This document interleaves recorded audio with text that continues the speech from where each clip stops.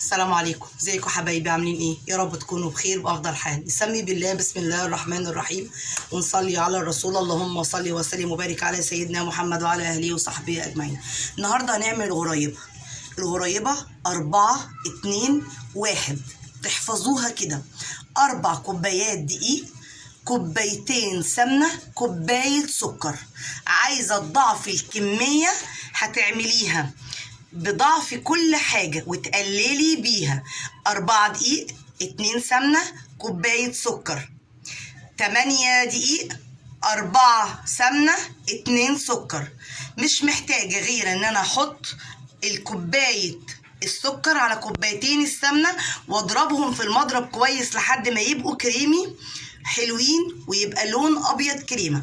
وبعد كده انزل بيهم بالدقيق، الف بيهم، وبعد كده اريحها حوالي ربع ساعه في التلاجة بس، وبعد كده اشتغل فيها.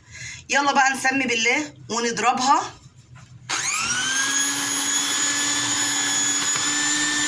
هخلط كويس قوي سكر البودره بالسمنه. انا حاطه سمنه بلدي مش زبده، حابين تحطوا زبده حطوا اللي يريحكم. انا هفضل اضرب كويس قوي لحد ما تديني اللون الكريمي، وبعد كده هنزل بالسكر، هنزل بالدقيق سوري.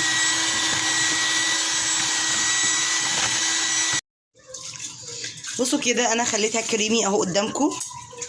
بصوا انا كده اهو، انا كده خلصت. عملته بالمضرب 4 دقيق، 2 سمنة، كوباية سكر، يبقى الغريبة 4 2 1. يبقى أنا ضربت 2 السمنة وكوباية السكر البودرة أهو. هنزل بقى ب4 كوبايات دقيق أهو. بسم الله الرحمن الرحيم.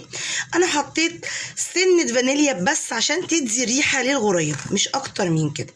أنا هنزل بسم الله الرحمن الرحيم، هلف بالراحة أهو.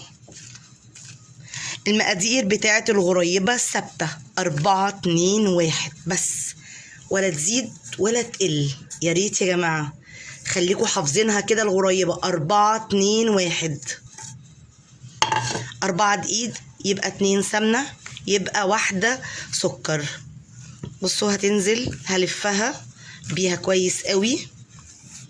بعد كده بعد ما تتلف معايا هعمل لها اختبار برضو. بعد كده احطها بس ترتاح ربع ساعة في التلاجة، وبعد كده ابدأ ادخلها الفرن واعملها دواير وتتشكل معايا.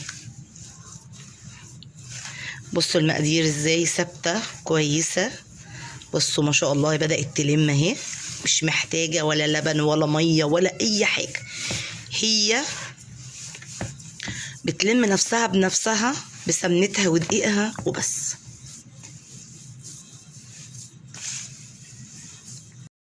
لميت الغريبة اهي ولا احتاجت مني اي حاجة اهي. 4 كوبايات دقيق، 2 سمنة، كوباية سكر اهي لميتها. والله ما حطيت لها غير رشة فانيليا بس عشان تبقى ريحتها حلوة، مش اكتر من كده اهو.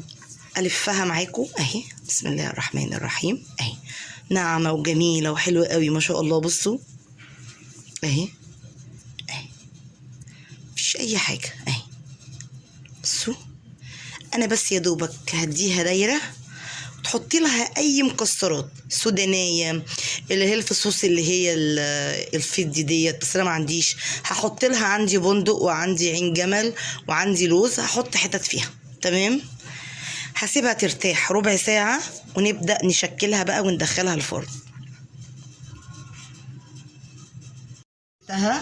باخد حته والف بيها، ما بضغطش عليها، باجي باللوزة او البندق واحطها كده اهو. هاخد حتة صغيرة، بحب اعملها بصراحة صغيرة اهي. هلفها لفة خفيفة خالص، حط 1 عين جمل اهي. هاخد 1 تالتة معاكم اهي. بصوا العجينة جميلة ازاي، مفيش تشققات، مفيش فيها اي حاجة اهي. ادي البندق. بصوا ال4 كوبايات عملوا معايا صاجين كبار اهو.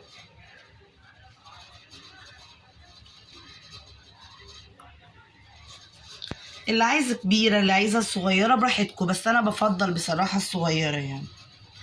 اهي واحده تاني جمل.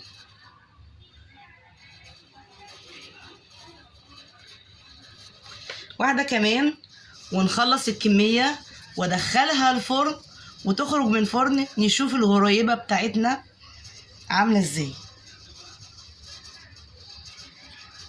يلا نسويها.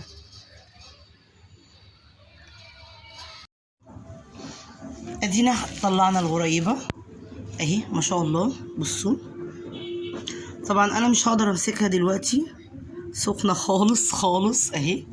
بسم الله ما شاء الله. بص هي تحميرها مولعه بصراحه اهي ما شاء الله. عاملاها في الصغير في الوسط.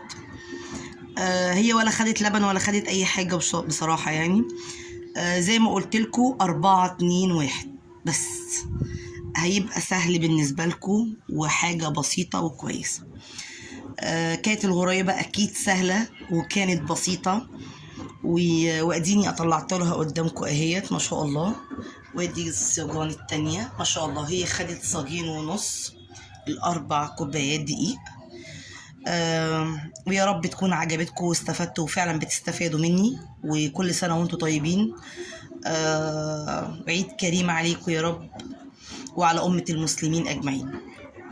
ويا ريت تشتركوا في القناة وتفعلوا الجرس وتدوسوا على الكل وتدعوا لي دعوة من قلبكم. والسلام عليكم ورحمة الله وبركاته.